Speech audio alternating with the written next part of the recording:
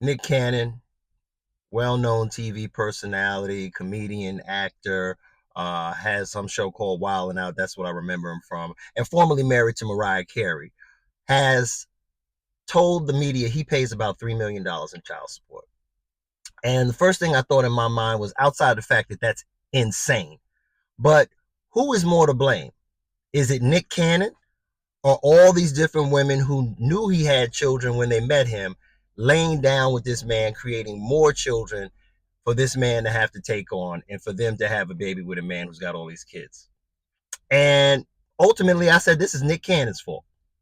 Because at the end of the day, I remember Cam Newton's woman who's pregnant by him said, you know what? I'd rather be the fourth baby mama to a wealthy man than the first baby mama to a broke man. So it's not the women's fault, because ultimately they're looking for the provision, the finance, and the care and maintenance that the man with money will be able to provide for the child, whether they're together or not. But on the man, you have to think to yourself, look, to have multiple baby mamas, and you can ask any man who's in that position, I'm not. It is like a hell inside hell, because every woman wants the best for their child. Number two, at the end of the day, child support is not support for the child. That's maintenance. And yes, money is mandatory for any human being, whether it be child, man, woman, or old person.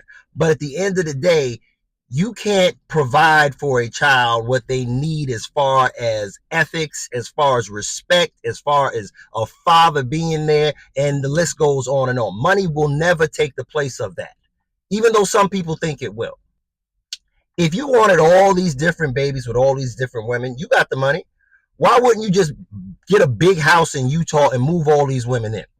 Because if you want to talk about the traditional sense, when this used to happen in African kingdoms where princes and kings had all these children, it was for nation building. It was, hey, I'm the mother of your child, and all these other women's children are siblings. We're helping each other. These children all have the same last name. They're brothers and sisters. They're being raised in the same household. Rather than you have all these women scattered amongst the diaspora who are milking you financially, and you are not there on a daily basis for your children. I can tell you, as a man who has 4 children of his own, when I went through divorce, the most difficult thing outside of divorce was not being with my children 7 days a week, as I had previously been.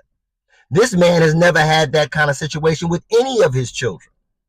So I would say this to brothers: if you are looking to have a lot of children, look for a woman that wants the same thing.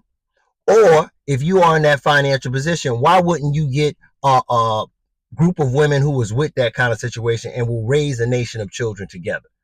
Because these scattered homes and children all over the place, and you being financially milked to the bone by the court system, that ain't it. But tell me what y'all think. Do you think it's more Nick Cannon's fault, or more on these women who are taking advantage of a man they know has finance and making sure that they've got a meal ticket when they have a child by him?